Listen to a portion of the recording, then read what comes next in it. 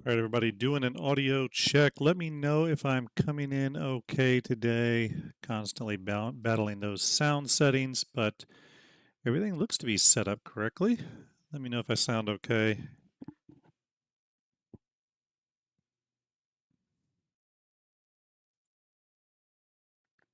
Showing good. Okay, give me 1 second and we'll be good to go, everybody.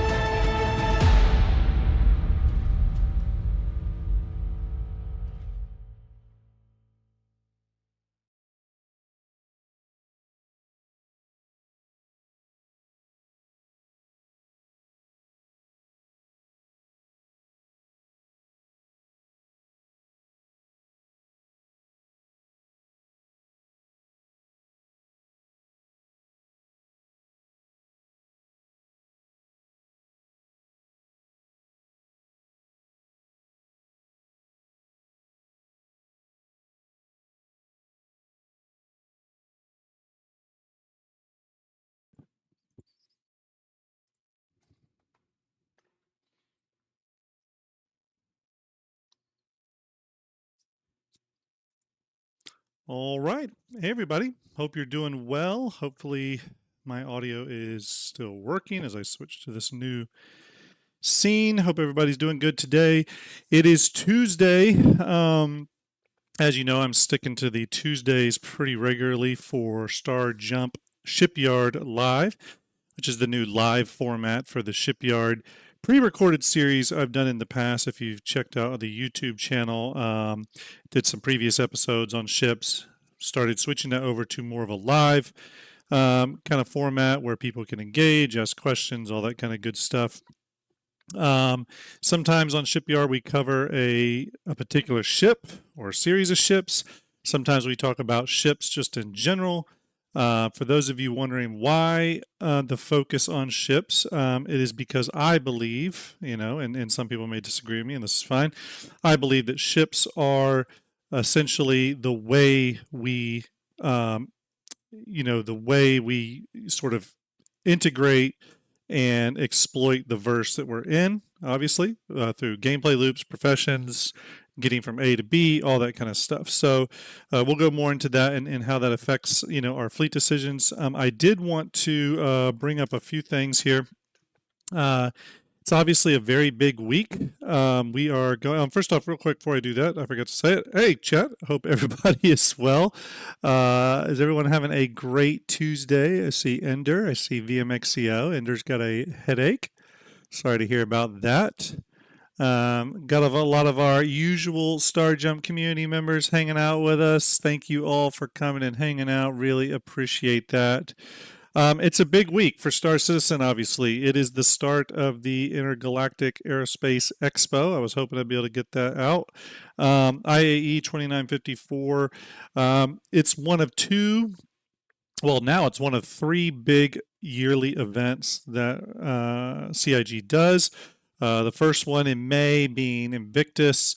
Then we go to October, where we see the return of CitizenCon each year, and then moving into November to finish off the year, we have IAE. And IAE is really kind of the place where the focus is on ships. Invictus, it's like that too, with a little bit of lore sprinkled in. CitizenCon is more focused on the game and its future features and the path ahead. And IAE is all about ships and ship manufacturers and ship sales. So Obviously, it's going to be a big deal for CIG. It's usually a big deal for the players. We're going to go into some of that here in a minute. I did want to also talk about with IAE beginning this week on Friday on the 22nd.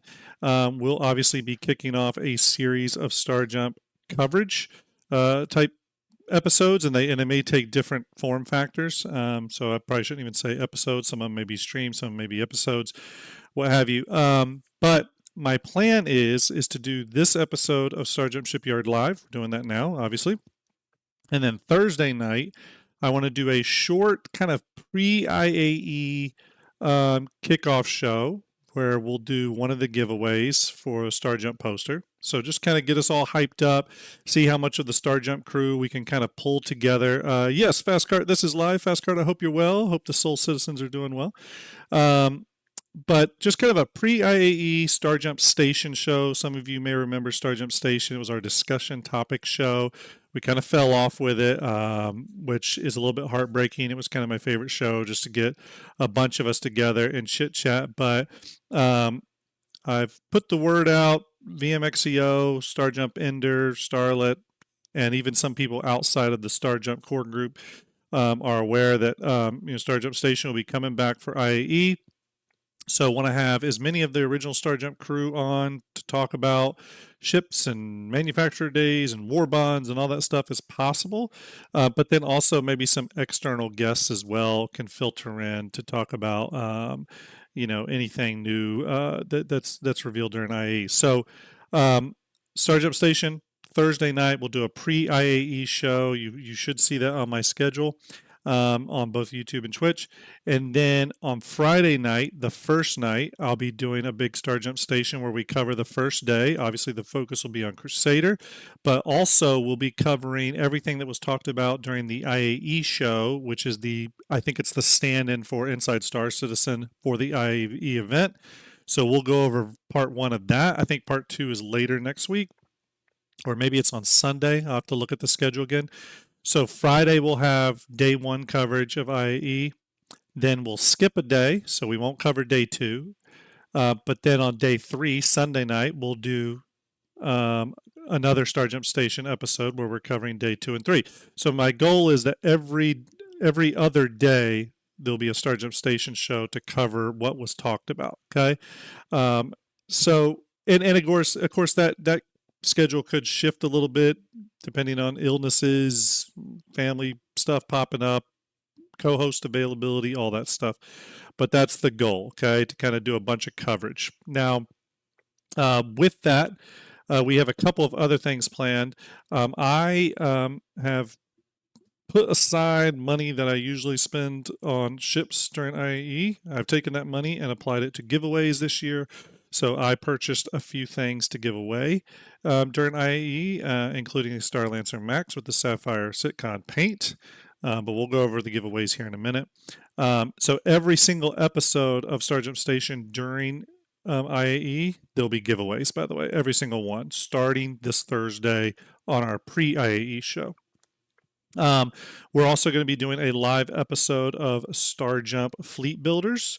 Not sure which channel we do that on. We usually do it over on Ender's channel, so we may stick to that. I think that's the plan.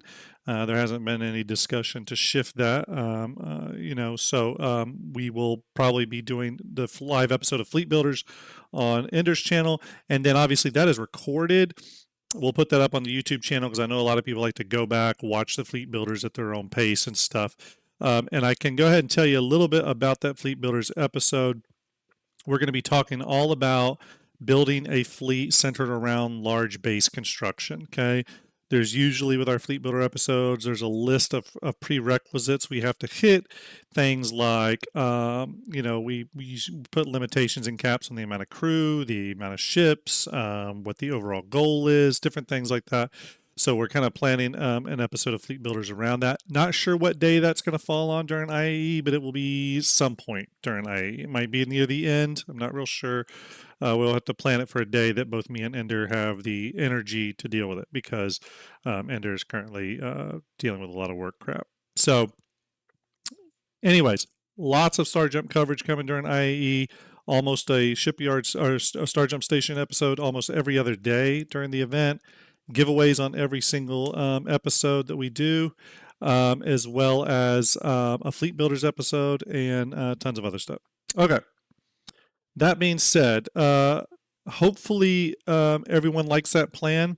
I know a lot of people like to do coverage every single day of the event, with covering, what manufacturer day is going on, what ships are on sale, what the war bonds and CCUs and the deals and all this is.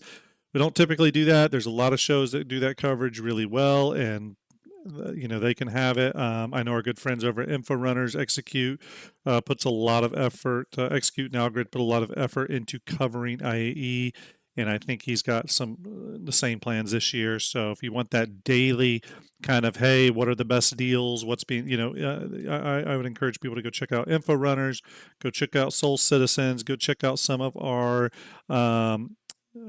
content creators that are friends and close allies of Starjump. So that being said, let's get into today's topic on Shipyard. You can see the Shipyard tag right up there. This episode of Shipyard is going to be focused around fleet building, especially because IAE is coming up this week. You're all probably going to be making purchase decisions, deciding what to melt, possibly using tokens, whatever. So it's this time of year where a lot of shifting tends to happen, in terms of what's in our hangars. So real quick, I want to put something out there though. Obviously, we are the makers of Starjump Fleet Viewer. Goes without saying. The word fleet is kind of funny because I almost think sometimes there's a negative connotation around it, that and like fleet pictures and stuff like that. But to me, a fleet is nothing more than the ships you own. It doesn't necessarily mean you're flying them all at once. It doesn't necessarily, because whenever someone brings up fleet, the first question out of the next person's mouth is, well, how are you going to fly all those ships? Well, you'll fly them individually like you do now. A fleet is really just a catch-all term for me for the ships that you own that are in your hangar. That's all it is. You could easily just say my hangar or anything else. I call it fleet. That's the way it is. I don't know what to tell you. There's a lot of content creators out there too that are very dismissive of like fleet pictures and stuff like that.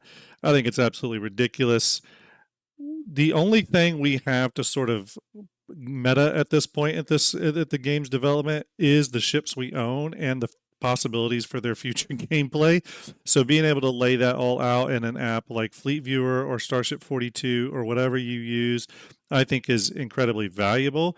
I actually don't think it encourages ship buying. I actually think it probably makes people take stock of what they've put into the game so far and probably thus know when to not make a ship decision.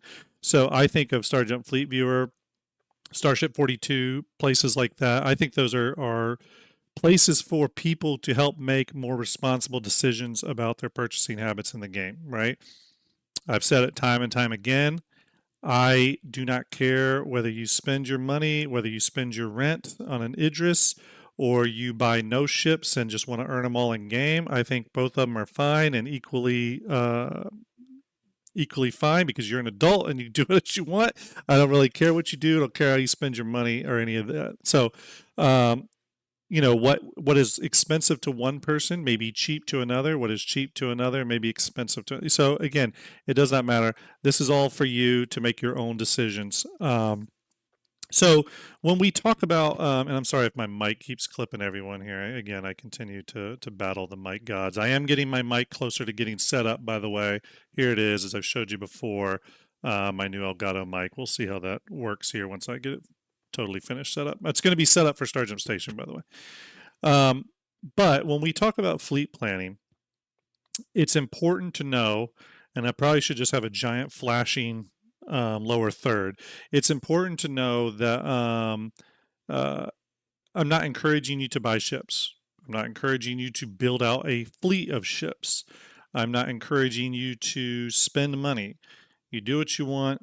You're responsible for it. But this is a game about spaceships. And just like if I was playing any other game like Arma 3 or World of Warcraft or any other game, I like taking stock of what is possible in the game, the paths to get there, and how to sort of prep and plan around it. Okay.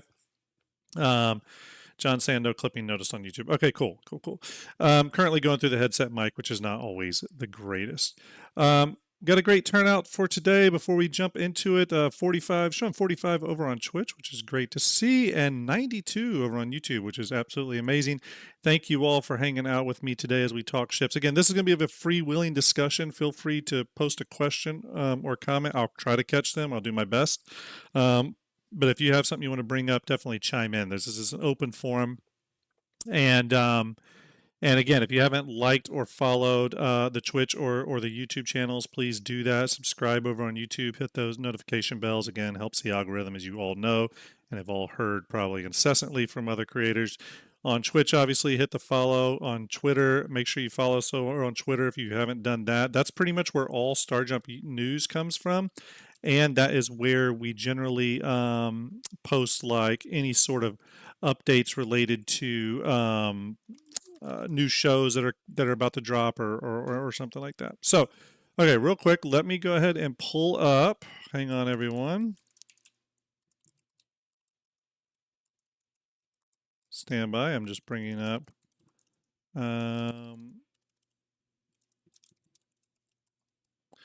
Just bringing up hanger.link. Okay. All right, let's switch over. There we go. Okay.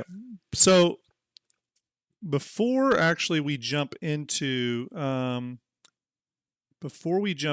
actual fleet planning, one other thing I wanted to pop up is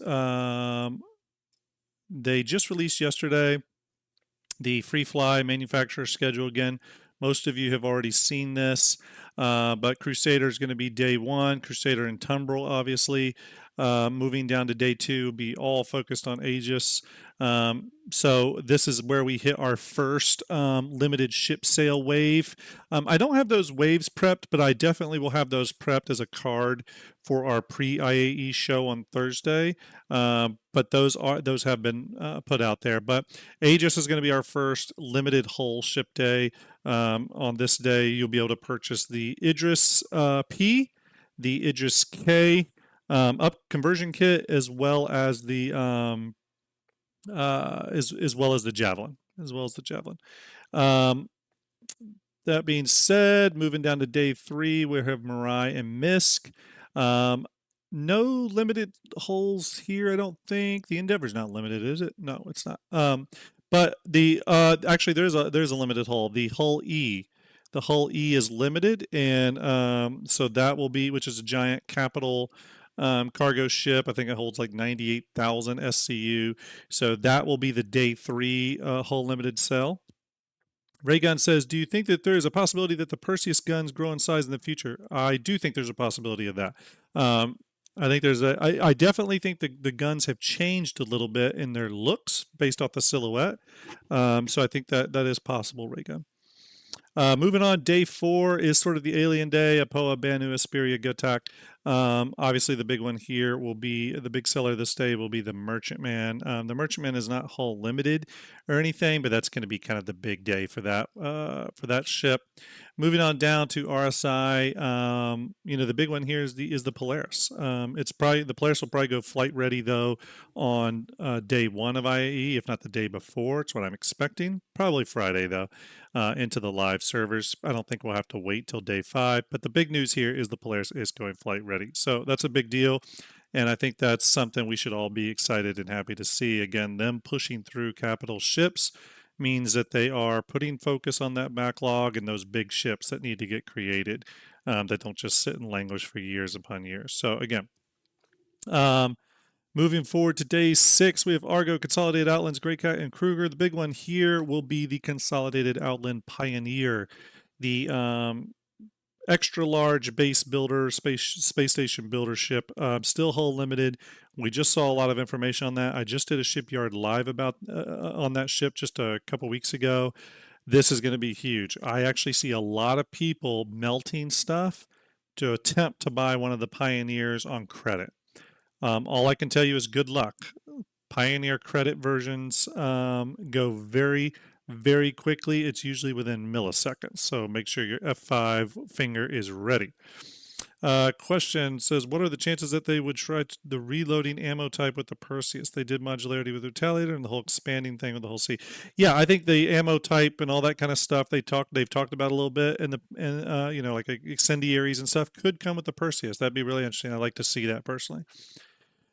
All right, day 7, Drake Interplanetary. Personally, my favorite manufacturer, as you all know. The big one here, obviously, whole limited sale for the Kraken and the Kraken Privateer. Those also move pretty quick. And now that the Ironclad is going into production in the next 12 months, which paves the way for the Kraken, I see a lot of people trying to pick up the Kraken as well. Finally, going to day 8. Well, not finally, but getting close to the end here. Going to day 8. We have Origin Jump Works. 890 Jump is the whole limited wave sale here. So if you've been waiting for an 890, this is your chance to get it. I wouldn't expect to see anything on the 600i reworks, interior reworks. I don't think CIG is on that right now, but I'm completely speculating wildly. So that means they will absolutely announce that they're doing the 600i rework pretty soon. So, personally, I think if they were going to do that, though, I think they would have showed the 600i silhouette at SitCon, because I know that would have gotten a lot of people excited. So, yeah. Lady Space Patrol says, in saying that the Pioneers hold limited, it makes me think that they are earning money on the side through gray market. Yeah. Now I hear what you're saying. It's possible that the Pioneer remains hull limited up to a certain point, and then as it gets closer to release, they'll take it off hull limited. I could see that happening. Lady Space Patrol, only to maximize revenue. Again, it's going to be really interesting to see, but because that's going to be the gateway to extra large base building, I could possibly see them taking it off hull limited. All right, everyone. Last but not least, day 9 of the Anvil Aerospace, or day 9 of IAE is Anvil Aerospace. The big one here, there's no whole limited sales on this day. Obviously, we're going to get the medical terrapin, all that kind of good stuff. The 2 new Hornets being the Hornet Tracker and the Hornet Ghost, the Mark IIs. But also, and those are all going flight ready, those 3. But we're also going to get the Anvil concept reveal.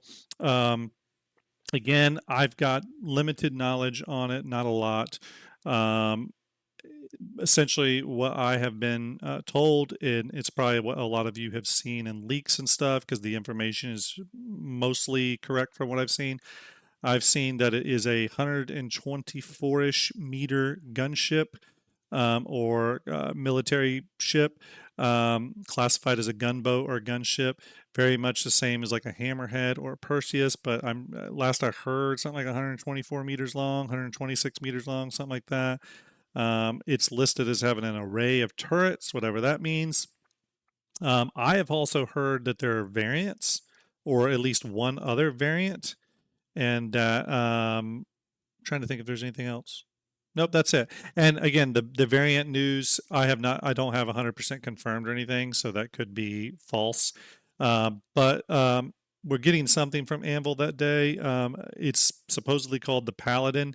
There is room on the IAA show floor in the hollow table rooms. There is one listed for Paladin there. So Paladin gunship sort of thing. I've heard some people say Perseus competitor. I've heard some people say Hammerhead competitor. Personally, I think it would be best to do a Hammerhead competitor. I think we really need something to compete with the Hammerhead that has smaller crew requirements. So, what does that mean?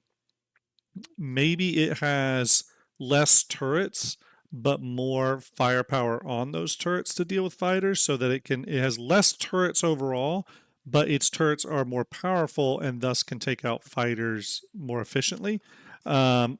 Maybe, a lot of other stuff too, I think they could do with it.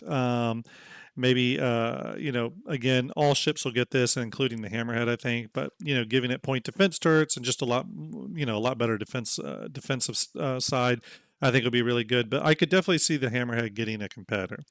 The Perseus is still so sort of unproven that I'm not 100% sure, what a competitor would look like. Another thought I had that I think would be really nice, and we don't have this in game either, but I think some sort of competitor to the Aegis Nautilus would be good. Some sort of mine layer I think would be really nice to have. But we'll have to see where CIG's priorities lie with mine lane. We did see some early work on mines. CIG showed us this several times. I think it was about a year and a half ago. Mines are scheduled to be, finished on the progress tracker. We know a lot of that went out the window, so we'll have to see. But Mark Flat says, question: Drone Tech 2025. Mark, I would think we have to see drones in 2025 for base building to work. So I agree. I agree. I think drone tech in 2025. We're going to see something about drones. Dr. Reanimator says, question: do you think we might get an updated designs for the flyable Vandal ships before the release of Squadron? No, I think they're going to hold off on Squadron until those. And I'm still thinking we're going to have to wait to get the Idris and stuff like that as well. Going all the way down to day 10, which is the best in show. You can see the best in show paints here. I like them. I think they're pretty cool. I think they look best on the Spirit. They fit the Spirit the best. I don't love how they did the reclaimers with the lighter colors on the areas that are normally black. I don't know. I would have switched this around a bit personally, but looks really good on the Spirit. Looks pretty good on the F8 and looks decent on the Terrapin. But yeah, Spirit owners, I think you just got like a really nice paint. And then day 10, of course, best in show. Like as I just said, we'll get the new paints. We'll get probably some interesting ship deals that day.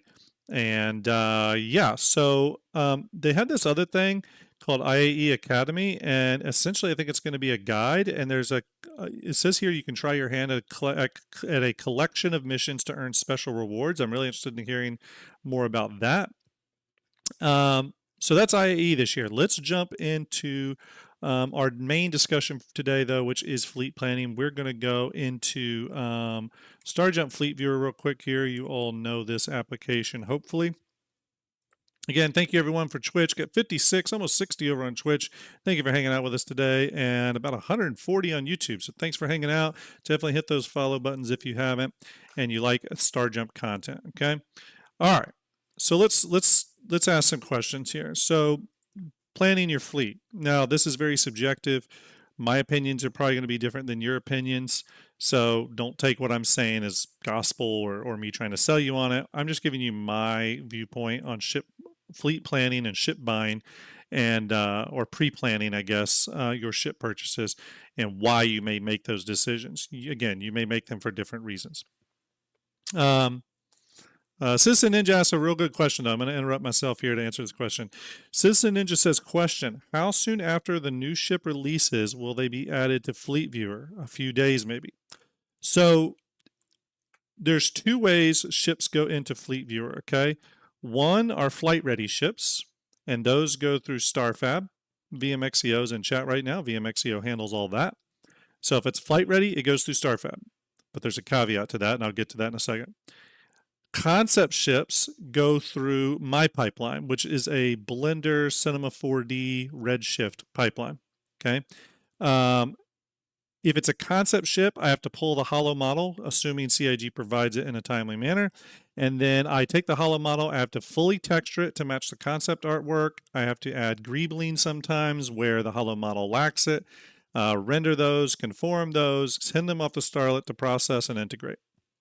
If it's a flight-ready ship, VMXEO and his awesome StarFab team, they push the ships from the game files through StarFab and export them as images that we can then integrate into Fleet Viewer.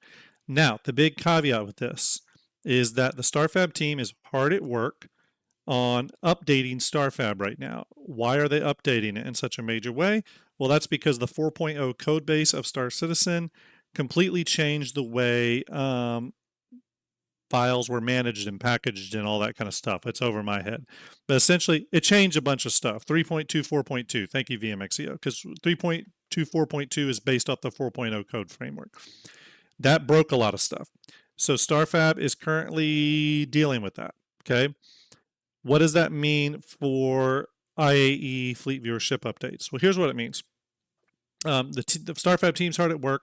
They don't owe us anything. VMXEO does all that of the kindness of his heart. So we're not going to pressure them. They're just going to work hard doing what they do to get things updated. They want to update it as much as we do. Believe it, believe that.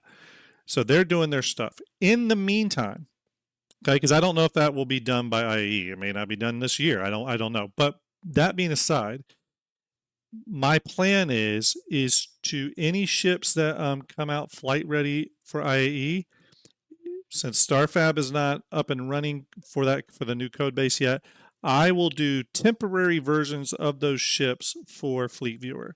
They won't be obviously at the Starfab level of fidelity, but they'll be pretty good. I'll take them as far as I usually do take them.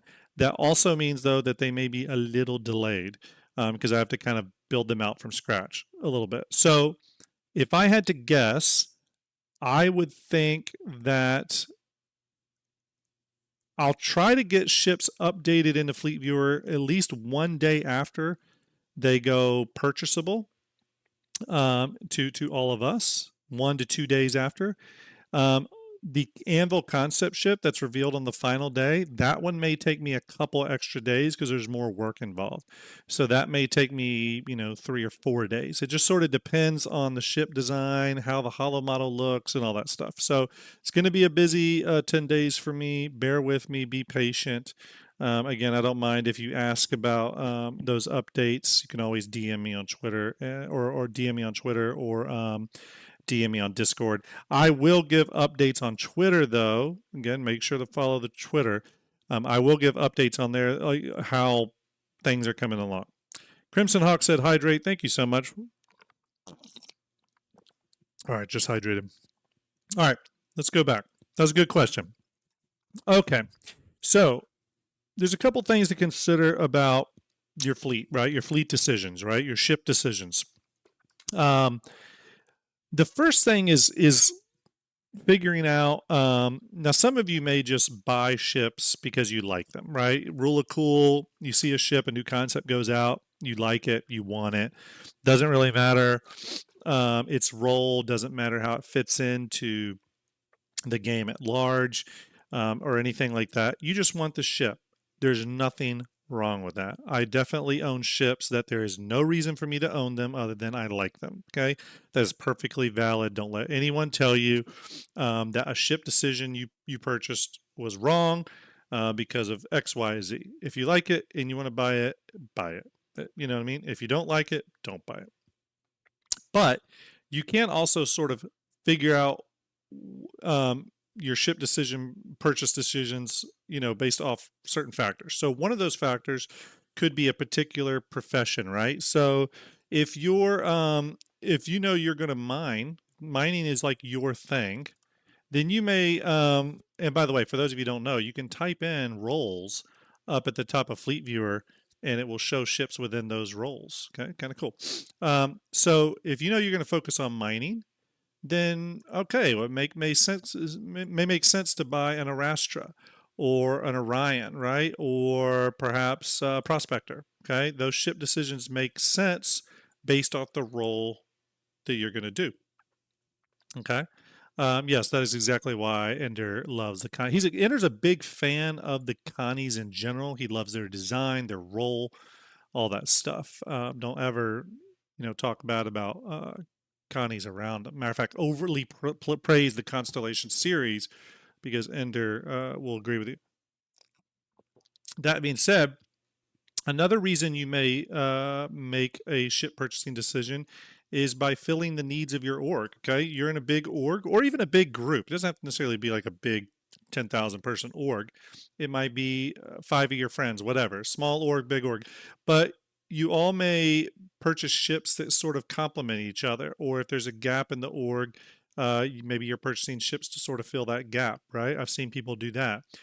So for example, you may have an org that has a bunch of mining ships. Let's say they're a mining org, but they don't really have any refinery ships. Okay, so you may go, oh, well, I'm going to get the Expanse, right? Or maybe I'll get the Arastra as well because there's refining on board, right? Or if there's a new refinery ship that comes online, you may purchase that.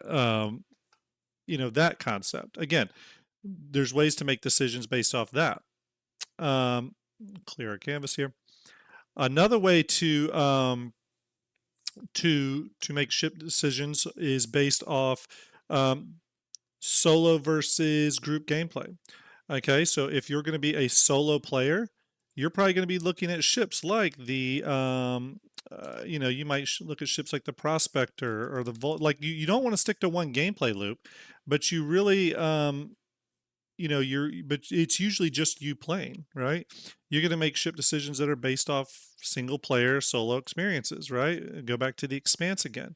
Okay, you're going to make ship decisions like this. Now, if you're a group, like if your plan is to always play with a few people, then sometimes it's understanding how many players. Are you going to be playing with a small group of 5 mostly, or 3 to 5? Or are you going to be playing with 20 people most of the time? And you may make decisions based off that. To me, there's no difference with that logic. It's the same as if you were playing World of Warcraft and if you were a raider, so you did raids, like 20-man raids, or if you were a player that just primarily stuck to 5-man dungeon runs and that's all you do. You're not really interested in the raids. Or perhaps you're mostly a solo player and you just do RP and solo quest content, right? Again, and there's in betweens there too, right? So there's the solo player that wants to do raid finder raids, but there's not really they're playing with a group but not really interacting with that group, right? There's a lot of avenues of play, so you may make your ship your ship purchase decisions based off something like that, which is probably a smart thing to do. So for example, if you don't know anyone in game and don't like to make friends and don't like to be social, it may not be a good decision to buy a Kraken, right? Ultimately, not to say you can't, because I do think you'll be able to solo capital ships. You just won't be able to solo them as well. Okay, CIG's all but said this, by the way. You'll be able to solo the ships, but you're just going to run them a lot less efficiently. You know what I mean? So, anyways, um, the next reason you may make a ship decision purchase or a ship purchase decision, I can't believe I keep flipping that for some reason, is you may want to build a fleet centered around or anchored to a capital ship. Okay, that capital ship may be your org's capital ship, but it also may mean a capital ship you own, right? So, for example, let's say I am the owner of a Pioneer, right? Let's say I'm the owner of the Pioneer. Well, I may, based off owning the Pioneer, I may think of other ships that would be good to have to help keep the Pioneer functioning, right? So again, we're speculating here, but I might say, you know what, my Pioneer is going to be going out to far off places, building these bases, all that. It might be good to have a refueler in my fleet to help service the Pioneer when it's out on these long jaunts. Now, it may mean I have to offer up, or, make this ship flyable by other org members, because I do think CIG is going to allow that, but that may be a good decision. Let me bring up Argo, maybe having an MPV tractor ship to be able to load and unload boxes and equipment to help position them for the Pioneer to bring up into its cargo base. Again, there's a lot of and again, you may look at that and go, oh, okay, well then this ship can land on this deck easily. I can keep it inside. Again, you start kind of working your fleet off, working out your fleet based off a capital ship you own, right? I've seen a lot of people do this, for example, with the Idris, right? The Idris, we will go back here, select, delete selected. A lot of people will do the Idris only because, here's the Idris cutaway. They want to buy ships to go with their Idris that will fit in their Idris, right? So they'll buy ships like the Gladius Fighter, right? Or other ships that they know will fit perfectly in its hangar deck and work pretty nicely that way. So I've seen people do that with the Polaris too. I've seen people buy the Polaris and then also buy something like a Saber or Scorpius or something like that just because they know it fits inside the Polaris. I've definitely seen someone buy a Polaris with the intent on buying a Terrapin because it will fit in there. So that's another way. Let's go a little bit further. There's still another path to delete these. So another way or another reason you may make a purchase decision is based off flexibility, right? You may be a player that just wants a lot of flexibility in your gameplay, right? So you specifically may buy a ship that is in kind of all gameplay that kind of can play. You buy ships in pretty much every gameplay loop, right? So you might own a mole, right? Because you're like, well, I'll do a little mining, but you also may say, oh, you know what, I like salvage, but I'm only ever doing that by myself, but I'll buy a vulture for that. And I want to do a little combat, so I should probably buy an F7. So your ship choices may look kind of all over the place, but really what you're doing is you're just buying ships to give you the maximum flexibility in future gameplay. Right, and future gameplay options. So nothing wrong with that as well. My fleet is centered around industrial gameplay, but has also got flexibilities built in. Oh, thank you, Nomadic Aviator. First person to send the Javelin overhead today. Thank you so much, Nomadic. The Javelin was flying well. Thank you for that support. Really appreciate it. So again, your ship decisions may be based off just flexibility, right? Being able to do the most in the future Star Citizen 1.0 game as possible. And that could be from ship size and stuff. So you might have a capital ship, you might have a solo ship, all over the place, because you just want maximum flexibility, right? Okay, one more, and there's probably others, but one more way that I think you would make, or one more reason that I think you would make ship purchasing decisions is based off earning potential. Okay, so this is something that I think is really important when you're thinking about the future game. You're thinking about those future gameplay loops and how they all tie into each other. You may be thinking about the ships that can earn you the most money the fastest, right? Because having the most money allows you to buy goods and resources to fund other operations, build your bases, build your space stations, earn more money. Earning more money allows you to fund larger fleets and larger orgs, all that kind of stuff. So your ship purchasing decisions may be based purely off earning potential, okay? And that's not always what it seems. So let's go back to mining, for example, right? So you might say, oh, well, earning potential, I must buy the Orion, right? I have to buy the Orion because it earns the most money. Well, yes, if you have the people to run it. But remember, even running it is going to cost something, right? There's going to be a cost to that. You have to factor in that. You have to factor in insurance and coverage and taxes and all that stuff that go into this, repair costs, fuel costs, everything. So this is why I'm really big on saying that the size of the ship is not the end game of Star Citizen. I do think there's people out there that think, oh, you bought an Idris, so you just paid to win it. You're done with Star Citizen. You bought your Idris. I actually don't agree with that at all. I would only agree with that if the point of Star Citizen, like in its sell line, was getting the capital ship means you beat the game. But that's obviously not what is going on here.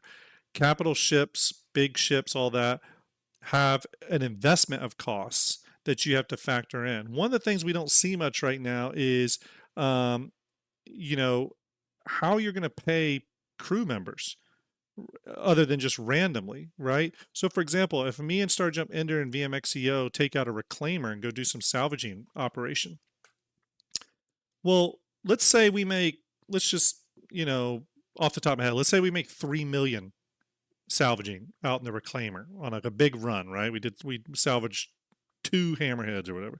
Okay, we got 3 million worth of salvage. Okay, well, right away, I've got a decision to make, and based off whatever agreement I made with that crew, do I just split all the profits with them? So each one of us gets 1 million. Okay, well, now I've only got 1 million from that reclaimer run, right? But I also had to spend money on fuel, right? All that good stuff, and whatever future money sink CIG puts in the game for us. So my profit starts going down. Okay, so let's say it gets down to, and the reclaimer's slow, it's arduous, it just it requires a lot more cargo management and all that. So let's say at the end of the day, when all my hard costs are out the window, I've made, let's say I made 700,000 AUEC. Okay, I paid off Starjump Ender, paid off VMXEO, they got their cuts, but I'm walking home with about 700 AUEC or 700 UEC. Okay, well, then I have to factor in, well, if I had had a vulture, much quicker to deploy, much quicker to get where it needs to go, much quicker to work, I can do it all solo. And then the time it takes for that reclaimer to make the 3 million, I'm able to do 3 or 4 vulture runs. Each one of those runs netting me 200,000 UEC, which is possible. I was able to do that just recently, by the way. I made 247 UEC on an hour run with the vulture. Um, uh, so now those 3 runs I was able to make in the vulture by myself versus the time it took the reclaimer with a few people to go out, well, I made the same amount of money. So earning potential is not tied to the size of the ship. It's based off a lot of factors, right? So it doesn't always mean the Orion, right? Earning potential may mean a few things, right? So let's put our Orion off to the side here. If you're a solo player and you want to buy ships around earning potential, you may want to buy all the ships that you can play solo that will generate money. All right, so let's look at that here. Pastrider resubscribed for 25 months, tier 1. Thank you so much, Pastrider, for sticking around so long. That's absolutely amazing. Salute to you.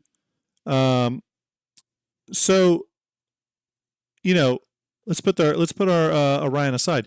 You may want to purchase things that facilitate a solo player but have maximum earning potential, right? So we'll go back to the vulture again. We'll put that up here. We'll grab like maybe something like a C1, whatever. Okay, you can run a little cargo here. You can do some salvage. Okay, so you're doing all this. What you're not buying here are ships that maybe would not earn you a lot of money. They're still soloable, but they don't earn you a lot of money, right? So maybe, and I'm speculating here, everyone. I'm speculating, but like maybe you don't want to buy the F7A Mark II because while you can do combat and bounty hunting missions and earn money that way, maybe in the future, that's the gameplay loop that's just not real good from an earnings potential. Because in Star Citizen 1.0 and beyond, you should all fully expect for there to be ups and downs to the gameplay loops. So CIG is going to come out with a patch where mining is doing really well. That's the one everyone wants to do because it's earned the most money. And then they'll come out with another patch 6 months later where mining tanks because they over nerfed and suddenly salvage is really good, right? So that's going to help. So that's going to, that's going to always fluctuate a little bit. So you have to sort of be prepared for that. But let's say in this example, let's say bounty hunting and HRTs and all the stuff you may do in a single combat ship is just not very profitable. Okay, so you may not want to make purchase decisions based on that. You're making purchase decisions based off stuff you know makes good money. Okay, that's going to always be tricky because remember, some of these aren't. I'm not saying buy these with real money either. Some of these are maybe ships you're going to buy in game in the future. Another way to look at the earning potential thing is sort of the way the info runners look at it, right? Execute an algorithm, which I think this is a really good example of how to maximize the money you spend versus how many ships you can own, which then further gives you flexibility as you fill out your fleet with all sizes ships, right? So let me go into that a little bit more. If you made the decision to go ahead and purchase an Orion, a bigger ship, right? And you have the crew to fund it, and you're going to kind of make that initial investment and go all out on the Orion. What that does allow you to do is earn down, right? So, and you'll see info runners talk a lot about this. So by earning down, what that essentially means is it allows you to then, because you bought the biggest ship in that class, it allows you to earn through your profits the smaller ships in that same class or even other classes perhaps, but we'll stick to the same class here. So by having an Orion, you're more easily able to buy an Arastra with its profits, okay? That then allows you to more easily buy the Mole with its profits, right? And then ultimately the Prospector, right? All the way down. So you're earning down, right? You start with the biggest and earn down. Now here's the thing. This again, it flies into the face of that idea out there that when you buy the biggest ships, you're essentially, it's pay to win. Because the only real winning in Star Citizen that I can see is earning the most UEC. That seems to be what it's based off Richard's Star System 1.0 panel. Why do I factor it all behind UEC? Because it looks like everything you want to do to grow bigger is going to be based off UEC. So you want to grow from a small group to a big org. Okay, you're going to need UEC to do that. Okay, you're going to need, because remember, a big org is going to have to like help its members pay for ship repairs, facilitate gameplay, all that kind of stuff. Help pay for big fleet operations, all that. So UEC will, help facilitate that. UEC is also going to be required to build giant space stations and big bases. Okay, when you build those big bases, you're going to need to have upkeep on them. So you're going to have constant resources and money flowing in. And here's the thing: even resources can be purchased, right? But what you're is off the marketplace. So you don't technically have to mine anything if your plan is to buy all your mining materials off the marketplace, right? For your org. But what you're not going to get around in the orgs is to be able to do stuff with no money, with no UEC. Because you're not going to be able to buy goods and resources. And even if you have the ships to do all the resourcing for you, right? They're going to go mine, they're going to go salvage, they're going to go all that stuff. You still need money to fund those ships, do repairs, do refueling, all that. You're not going to be able to get away with not having UEC income in Star Citizen. Not only that, but bases are going to be required to pay a tax. Insurances are going to have deductibles. All that kind of stuff. I mean, again, it just keeps going, right? So that's the other idea, is you're earning down, and since UEC is the actual winning of the game, by earning down, all you're doing really is opening up each gameplay loop's level, because you have a ship to match each level, right? So you can do the solo mining and exploit that. You can do the small group mining and exploit that. You can do the larger group mining and exploit that level of the mining gameplay loop. And then of course you still have your Orion, so you can exploit the the capital level, huge industrial level mining operation. So that's something that if you're ever watching Info Runners, you'll see them talk a lot about, which is earning down. I don't necessarily disagree with that logic either. It's pretty smart. I've made a few of my purchasing decisions based off that. And here's the thing too, is that we listed off a bunch of reasons on why you may make certain ship decisions, right? So we talked about, basing it off a particular chosen profession, filling the needs of your organization, solo versus group gameplay, basing your fleet decisions off a capital ship ownership off of you or your org, basing it off flexibility, and of course earning potential. Your fleet also may be made up of all those things, right? You may have a series of ships that you purchased that were those purchasing decisions were made because of earning potential. You may have another series of ships that you've purchased because you want flexibility, right?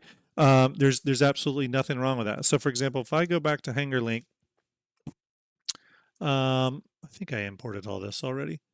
So let's go here. Stand by, everybody. I'm going to add my hangar ships. Okay. Okay. What are you seeing here? You're seeing Starjump Grimm's fleet. Okay. So not all of these ships, not all of these ships are purchased for the same reason, right? Some of them are purchased. Well, another one we didn't talk about is just because you want to support the project. Another completely valid reason for why you may do this, right? So my fleet is made up of all those factors, right? Some of these ships are based purely off the gameplay loops I want to do, right? So right away, if I said, oh, well, let me choose the ships that are purchased here because they're ultimately the gameplay loop I want to do. Okay, well, Orion, because I want a base build, right? So Orion, this is a max, but it'll eventually be a Starlancer build. And then I'll have the, eventually my Galaxy will have a base building module in it, all that stuff, right? So those are easy. Those are the ships that I purchased because they factor into the gameplay loop I want to do. Okay. There may be other ships I've purchased because of org needs, right? Filling the holes of an org. Okay. Well, that could be ships like the Javelin, the Kraken, perhaps the Idris. I could see the Ironclad fitting into that. Things like that, right? So some of those decisions may be based off that. Some of them just may be because I really like the ship and there was no other real reason for it. That's the Polaris. You know what I mean? I probably don't need the Polaris based off other coverage here, but I really like the Polaris. It was one of the early ships I liked in terms of its look. Okay. Um, there's other ships that factor into needs of my profession. So while my base building is going to be my preferred profession, right? I need ships to support that effort, right? So what does that mean? Well, it's going to mean ships like the Hull D. The Ironclad also helps that. Things like the C2, right? Ships that will literally help supply my base building operations out in far-flung areas of the verse, okay? Again, talking about, and again, a lot of these ships have crossovers, right? So while they were purchased for one particular reason, they may actually factor into multiples, right? So when I think about earning potential, okay, well, let me reshuffle again here, okay? We got several ships that right away I think are really good on just based off pure earning potential, right? Ships like the Orion, the Hull D, the Ironclad, the C2. I would put my Vulture in there for sure. What else? Yeah, I mean, and oh, the Reclaimer, absolutely the Reclaimer. So again, you see how a lot of these, and I think the more categories you can get your ships to fit in under those purchasing needs, the better you'll feel about them, right? Now, some people will say, well, I'm going to buy, 4 ironclads because I really like the ironclad and I want that flexibility. So they want to buy multiples of a ship.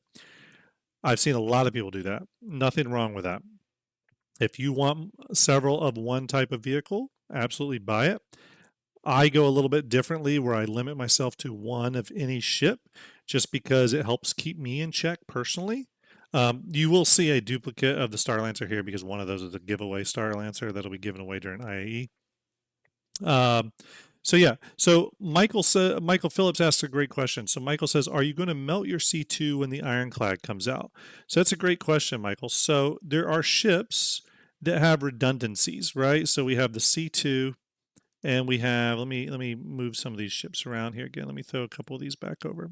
Okay, so some ships do have redundancies. Case in point, the Ironclad and the C2. I can't remember their SCU counts, but the Ironclad does carry more than the C2, right, in terms of SCU, but they're similar in that the Ironclad carries more. I think the Ironclad's like, I forget the SCU count off the top of my head, is like 1,400, 1,500 SCU. Maybe you can help me with that. And the C2 somewhere around 600 something SCU. So when 1,500 SCU for the Ironclad. Okay, thank you, Siegfried. Appreciate that. So in that space, I would look and go, well, do I really need 2 ships that carry their cargo internally, right? So the cargo is protected, and I go, well, they're roughly the same size. The Ironclad is longer by about 26 meters, which is not a ton. That's about the length of like a Gladius or something, right? But why would I just melt my C2 to keep my Ironclad? It's tricky, right? The Ironclad or the Ironclad really covers everything the C2 has except for one thing, and I'll go over that in just a minute. But the Ironclad really covers all the cargo needs that the C2 has for me, just raw cargo, like SCU box type cargo. So if that was my only reason for owning the C2, then I would definitely melt the C2. Okay, it'd be gone because why double up, right? However, the C2 is able to do 2 things that the Ironclad can't. One, it can carry the biggest vehicles in Star Citizen. The Ironclad may be able to. It's a little unknown, but from what I can see, it doesn't look like the Ironclad can carry The ballistas, I could be wrong about that. I've actually never tried, but it'd be interesting to see. It may be actually that it can because the Ironclad can carry the Nova. But more on to the point, the special thing about the C2 is its drive on, drive off capability. The Ironclad is still a drive on and either turn around and ship or back down type get off capability, right? Because it only has the one ramp. The C2 has front and back ramps, allows you to quickly get things in and off. It so my decision there to keep the C2 would be based off, is that functionality important to me? And two, is it important to like future org capabilities, right? That's going to be subjective to everyone. Again, the other thing is just, do I like the C2? If I just purely like the C2 because I think it's an awesome ship, then there's no reason not to own it based off that reason alone. Commander Alice says the C2 is far prettier than the Ironclad. Usefulness is not everything.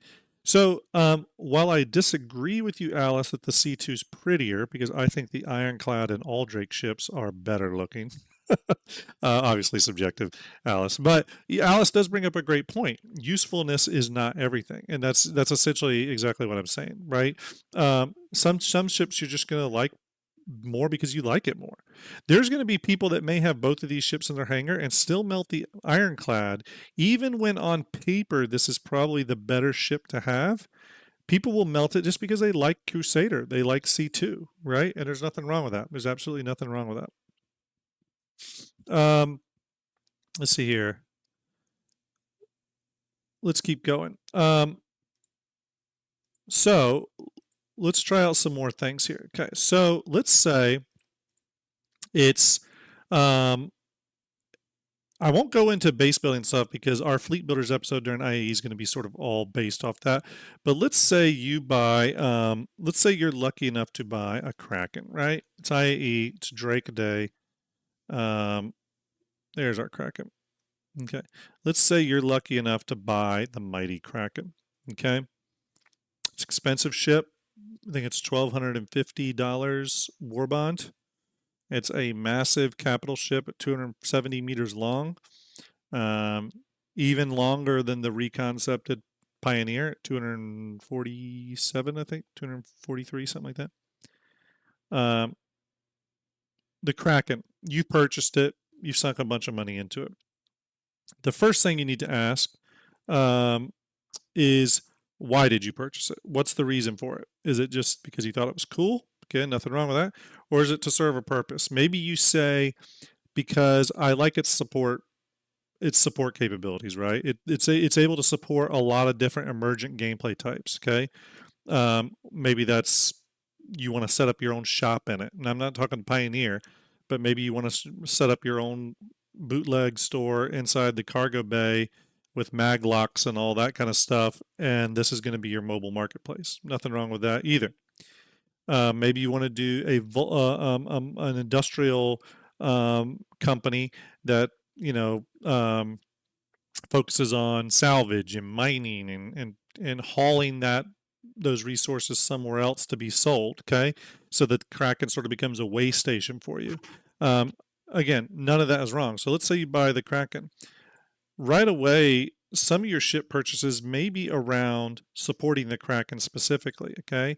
So again, let's go into it. Let's assume you're not factoring friends of ships, like some of your friends and their ships, or some of your orgs ships into this equation, right? You're just buying a ship, and then you want to have the ships available to support that capital ship, and maybe your future ideas are, I'm gonna let my friends fly these support ships if needed, right? Okay, every ship needs to be able to refuel right away, right? So maybe you're like, okay, it'd be good to have a Starfarer, in my fleet. Okay, which, by the way, the fact that the Starfarers are only large scale only refueler at all still shows a massive hole there.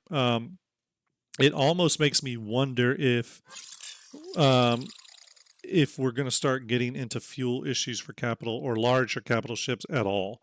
And I'll go into that in a minute. Onfrap, thank you for that follow. Salute to you. I really appreciate the support. Again, if you haven't followed the channel, If you haven't followed the Twitch channel, please give it a follow. I appreciate that. Appreciate that support. Give the YouTube channel a subscribe as well.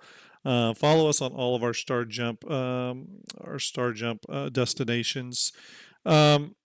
So again, you may make that decision, right?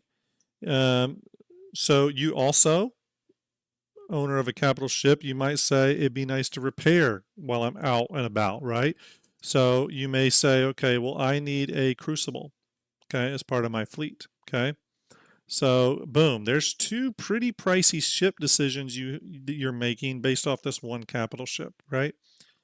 Okay, well then you're like, that's all well and good, but what's the Kraken going to? So these ships service the Kraken. What is the Kraken servicing? Okay, well let's say you're going to do industrial operations. Okay, so you're like, okay, well I know I'm going to do some salvage gameplay, so I'm going to have a vulture, right? You're like, okay, I know I'm going to do some mining gameplay, so I want a prospector.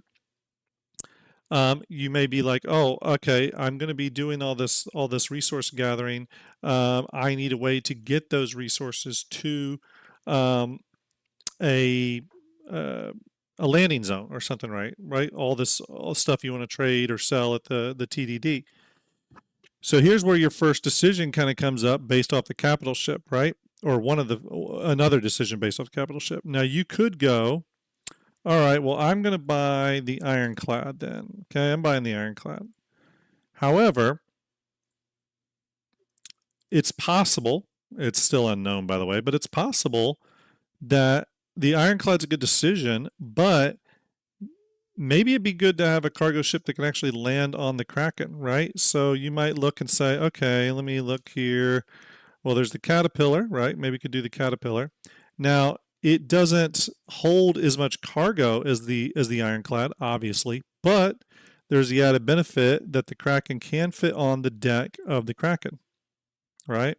And actually, we'll go to top-down view real quick here. Oops, go here. Let's move that to back. Let's get a little creative here. We will, bing, okay, let's say we land our vulture here, our prospector, we will land it. So, okay, we started mapping this out. I've seen a lot of people do this in Fleet Viewer, right? Where they start sort of figuring out what their ship layout should be, right? So okay, you know what? Landing my Caterpillar on the deck of the Kraken could be nice when it comes time to load that cargo from these ships that is being sent to the cargo bay of the Kraken. It's going to be nice to be able to send that up to the freight elevators that the Kraken will have. Yes, the Kraken has freight elevators. It goes from its cargo bay to all the pads. You can send the cargo up via freight elevator and load it directly into the Caterpillar. So again, you have this decision that needs to be made, which is what cargo ship do I buy to facilitate running cargo from my Kraken to a landing zone. Again, there's a lot of options here. Again, a lot of options. Let me grab this, right? But you may make the decision based off which one fits into your overall fleet or which one anchors to a capital ship in the most efficient way. Okay, again, that's just one way of making that decision.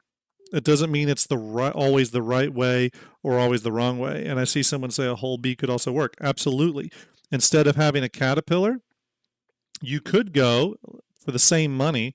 Let's say you go, well, you know what? I'm going to do a couple of whole Bs, right? Or maybe 2 or 3 of them, right? So let's move these over. Right? So you may say, oh, well, I can park multiple whole Bs on the deck of my Kraken. So I'd rather do 3 whole Bs versus a big ship, right? Gives me more flexibility, right? Possibly. Bingo brings up an interesting point here. He says the Kraken may still be easier, or sorry, the Ironclad may still be easier to load, especially from below the Kraken. 100% right on that, right? So what we're going to do real quick is we're going to switch to the profile view. Okay, we're going to move some of these support ships out of the way here. Bear with me. Okay, let's move some of these ships up. We have our Kraken. I don't work in the profile view much. I need to do that more. Okay, let's say you have your Vulture parked out here, your Prospector parked out here. Let me remove ship labels real quick. Okay, you have these ships on the deck of the Kraken. What some people don't know is the Kraken has a large elevator, a large freight elevator that's really big. It's about the size of, from what I can estimate, the elevator is about the size of 3 Nova tanks next to each other. That hangar or that elevator is right here. See where it says cargo underneath? Right here? That's the freight elevator. This whole thing comes down. It's pretty big. You can see it in some concept imagery. But the Ironclad has top loading, okay? You could bring, just like Bingo said, you could literally bring your Ironclad right underneath your Kraken and literally just send cargo out of the cargo elevator right into the hold of the Ironclad, right? So again, it's just sometimes when you're making these ship decisions, you need to take into account the ships you own and how they work together, right? What that synergy is. For those that talk to me regularly about ships, you'll hear me say that word a lot where I'm like, a ship synergy. Oh, I'm buying this one because it works well with this other ship. That's the same. It's the same. I would say that's probably the most common reason I buy ships is synergy, right? If one ship is working well with another ship. So again, this puts you in a place where do you buy the ship that can come underneath and load really quickly that way? Or do you bring the ship that can come in and land and load up that way? Both are valid. Both are absolutely valid. But one, it just depends on the type of gameplay you're doing, right? For example, if you know you need to be, if you want to be able to land on the Kraken and refuel the Caterpillar, rearm, refuel, repair it, you possibly will be able to do that. We don't 100% know for sure. We do know the Kraken can repair, rearm, and refuel, but we don't know if the ship has to be a medium ship and specifically sitting on the medium pad up top here. Just because the Caterpillar fits doesn't necessarily, like actually its landing profile fits, we don't actually know if it'll be able to tap into the Kraken's repair, rearm, refuel capabilities. If it can, then that could be a huge advantage to owning the Caterpillar as your cargo ship, right? So again, there's a lot of ways in and out of this, and you have to make those decisions based off what you think is smart, right? Now, we're talking about making ship decision purchases or ship purchase decisions right now based purely off your own fleet. And there's nothing wrong with that. You can build out a fleet with the sole intention of having some of these ships flagged for org usage or what have you. From what it looks like we made out at the Star Citizen SitCon, the orgs panel that they did, it does look like they are going to bring org and ship permissions into the new org system. Okay, so you may be purchasing these ships with the intent of other org members flying them, or you may be making these decisions based off the reverse of that, right? So maybe someone in your org has a Kraken, right? And you're like, well, you know what? Personally, when I'm taking cargo to and from their Kraken, I'd like to just be able to pull up underneath. So, okay, then maybe you'll buy the Ironclad. And maybe there's some other reasons, why the Ironclad gets more check marks in its, advantage box. So, again, those are all the things you need to think of. One of the things, for example, that I used to do, and I see Ender in chat, Ender will know this about me, is that one of the ships I used to have was an SRV. Okay. Now, why did I have the SRV? Well, I had the SRV specifically to keep on the deck of my Kraken for whenever the Kraken was landed, my SRV could get out and help lift the ship off the ground on planets that had high gravity. I started to doubt that was going to be necessary once the SRV went flight ready and I saw what it did, what it could do, what it couldn't do well, all that. And while I still think it could be handy, and CIG has talked about multiple SRVs needing to be utilized to help lift the Kraken off the ground, for me personally, I just started seeing the SRV's value, even though it had kind of a tie-in to the Kraken. I saw the SRV's value diminish a little bit for me, and I was like, well, I'm going to go ahead and melt that ship for a ship that I think could be more useful, right? So, and that's what I did. But again, you constantly have to sort of factor those decisions when making ship purchases. And again, all that's null when you factor in. So let's go back to that synergy again, real quick, right? So the ability for the ironclad to fly underneath here and load. Let's say you do tests. Let's say it takes 10 seconds, or let's sorry, 10 minutes to load a.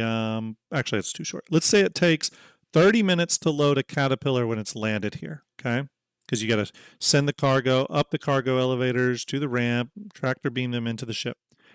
Let's say it takes 30 minutes. Let's say it takes 15 minutes to load an ironclad when it just parks underneath and you can just throw the boxes down there. Okay, now we go back to that other factor, right? Earning potential. So now when you look at it, you go, well, if I can pick up all the cargo in the ironclad in 15 minutes versus the 30 minutes in the caterpillar, and I'm just speculating stuff here. I don't know which one will be faster. But if the ironclad is a faster load, then you have to look at earning potential. You're like, well, the Kraken carries,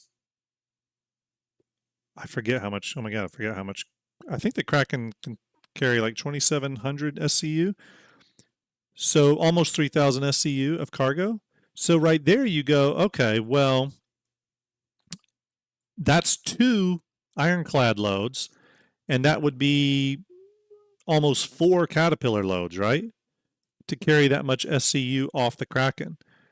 With the caterpillar taking longer as well and taking more trips, right away this ship's starting to look less interesting to me just based off an earning potential. But if I can take it in fewer loads and faster in the ironclad, well, now I'm making more money quicker, right? So that would then probably sway my decision back to the ironclad. Does that sort of make sense? It's all about earning potential per hour.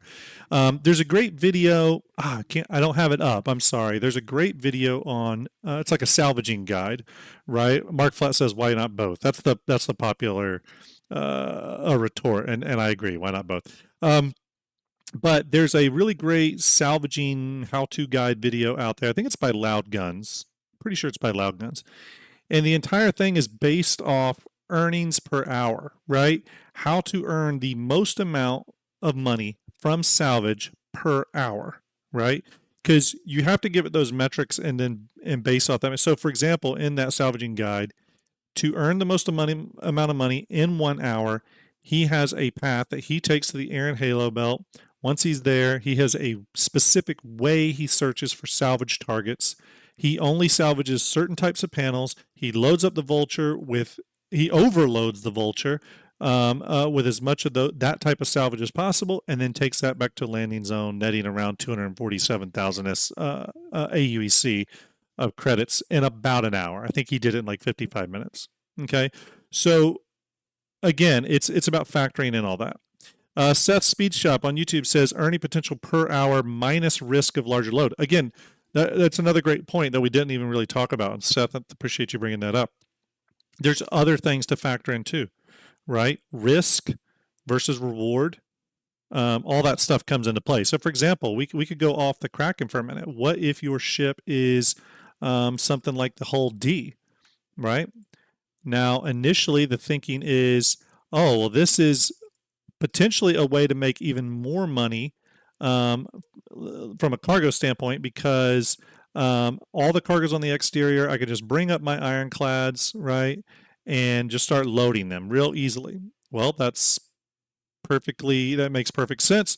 Again, you have to factor in the idea that the cargo is all exposed on the hull D, and that could be problematic. I even factor in other things, for example, okay? Factor in things like, well, the hull D and the hull C, the entire hull series has a lot of complex moving parts. Is there more opportunity for there to be a server issue or a game bug that causes all those mechanisms to fail to do this complex opening and working of the hull series? Sometimes I do think about things like that. Like, is this ship have more potential to break versus another ship? Okay.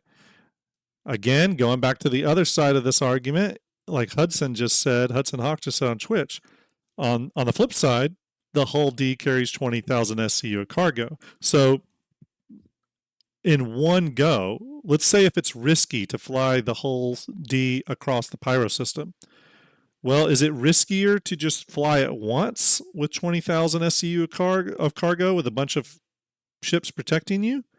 Or is it riskier to fly multiple loads in the ironclad, of which you'd have to do like, I don't know, like 15 trips in an ironclad to equal the one hull D trip? And even though the cargo is exposed or enclosed and protected, you're doing more trips, which is inherently more risk, right? So again, you can kind of see how this can get really, really, really complicated. And there is no right answer, right? So the way I do it is not necessarily the way you need to do it. But these are all factors that you need to consider when purchasing ships at events like this, like IAE, especially when you're putting down real money. But this will all still be the case too when you're spending your hard-earned UEC. Okay. Real quick, everyone, I wanted to remind everybody about the giveaways coming up for IAE. Again, starting this Thursday, the 21st, at our pre-IAE Starjump station. We're going to be giving away a whole bunch of stuff. We're going to start the pre-show on Thursday with giving away 2 Starjump IAE 2954 posters. You can see that here. I'll do a close-up. Well, that's the old design, but essentially it's all the ships laid out, including the new ones from IAE, all laid out. Pretty cool looking. I think Ben Curtis from CIG said this reminded him of Micro Machines. I fully agree. But be giving away 2 of those posters on this Thursday's IAE pre-show. I also have 2 Argo Atlas suits to give away, 1 Avenger Sitcon starter pack that comes with the Ironweave paint and the Arden SL armor, giving away 2 Crusader Intrepids, the ship everyone loves to hate. Passy, thank you very much for that follow. I appreciate you sending the javelin overhead. Again, everyone, following the channel gives you a little bit more of those channel points that allows you to buy the tickets. The tickets are free. You just buy them with the channel points, but it does help you get them for the giveaways. And then ultimately culminating on the back end of IAE, we'll be doing the Starlancer Max giveaway with the sapphire paint. Really cool paint job, by the way. If you own the Starlancer, this is one of the best paints for it. It looks absolutely incredible. So lots of stuff to give away. Also, I have an Icon City icon pack for Star Citizen. We are an official partner of theirs, which they just got us set up on their new partner dashboard, which will allow us to do giveaways much easier moving forward on all of our Starjump channels, YouTube, Twitter, Ender's channel, all that good stuff. So we're going to be able to do that a lot easier moving forward. We'll be giving away some Icon City packs as well. Okay, so that's our giveaways. Again, just a reminder, again, this Thursday, pre-IAE show, and then on Friday, we'll be doing our IAE Starjump Station Day 1 IAE review. I'm sure we'll be talking a lot about Crusader, specifically the Intrepid, and going through some other stuff. And because it's Crusader Day, we'll be giving away one of the Intrepids on Friday night, okay? Kind of asked a question, what about people buying ships with modularity and multiple modules to support different roles or professions, also thinking about variants? So that's a great point. What that taps into is that other thing I brought up, which is flexibility, right? So if you're buying a ship based off, you just want to be flexible moving forward. You don't really know what gameplay you want to do, or maybe you want to dip your feet into multiple gameplay loops, then modularity is the way to go. So that would be a reason you may buy a ship over a ship that doesn't have modularity. Again, is that flexibility, right? So great question. Great question. Everyone, I have got to get back to work. So I'm going to send you over to a Starjump friend. I want you to give them a little love. Give them a little bit of that Starjump love, if you would, please. We're going to send you over to Sigelian. Met him at Equinox one time. Great guy. Enjoyed talking with him. So I'm going to send you over there. It looks like he is flying the Crusader Intrepid, so you can get a good look at that. Please give him some Starjump love when you go over there. Give him a follow if you haven't already. Please follow this Twitch, follow Ender's Twitch, follow the Twitter, follow the YouTube, all that good stuff. I really, really appreciate it. I'm going to send you all over there now. Have a great rest of your day, and I'll see you on Thursday for our Starjump Station pre-IAE show. We're giving away 2 posters on that show, so don't miss it. Bye, everyone.